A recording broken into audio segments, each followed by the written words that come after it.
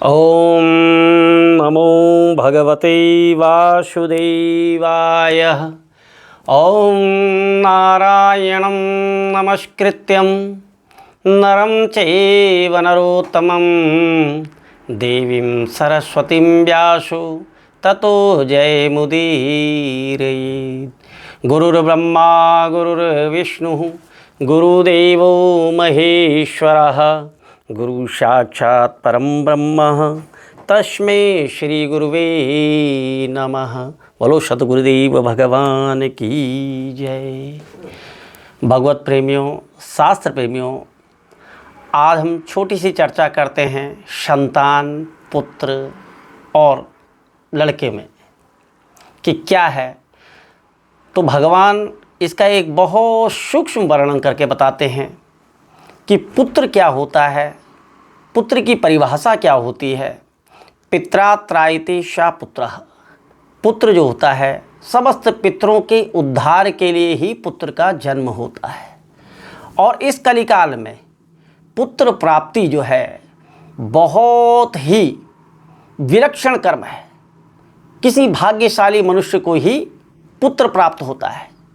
बाकी जो संतानें उत्पन्न होती हैं ये हैं लड़के, जिनको जो माता पिता के धन को बलपूर्वक लड़के प्राप्त करना चाहें वो हैं लड़के। और जो अपने पूर्वजों के तारण के लिए जिनका अवतार होता है वो पुत्र हैं। तो पित्रा त्रायते सा पुत्रः। तो इन्हीं शब्दों की व्याख्या मत्स्य पुराण के 204वें अध्याय में भगवान मत्स्य के रूप में जो है राजा को समझाते हैं कि हे राजन, पुत्र क्या चीज़ होती है और पुत्र कैसे प्राप्त की जाती है।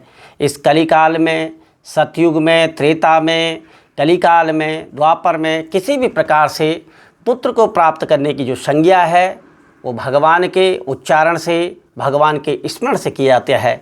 तो भगवान 204वें अध्याय के 6वें और 7वें श्लोक में इसका बहुत विस्तृत वर्णन करते हैं।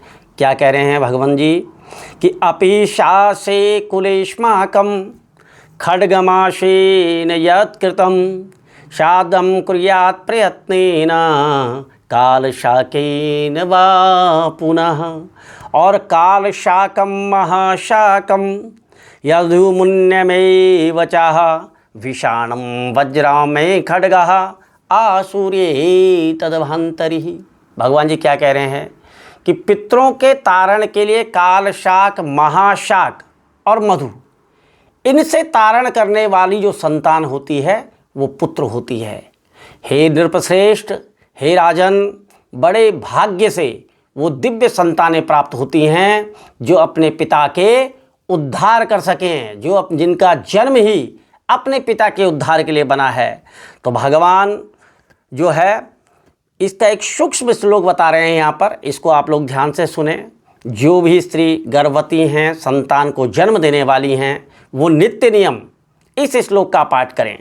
वो क्या कह रहे हैं भगवान जी कि नमस्ते वासुदेवाय नित्य श्री कामुकाय चाह पुत्रदाय च शरपेन्द्री शायिनी रंग सायनी।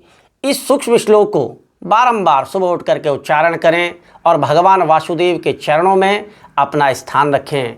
भगवान के बारंबार स्मरण करें तो आपके गर्भ से एक दिव्य योग से दिव्य संतान प्राप्त हो। ऐसा आशीर्वाद, ऐसे पुत्र की कामना सभी की पूर्ण हो। बोलो सच्चिदानंद भगवान की जय।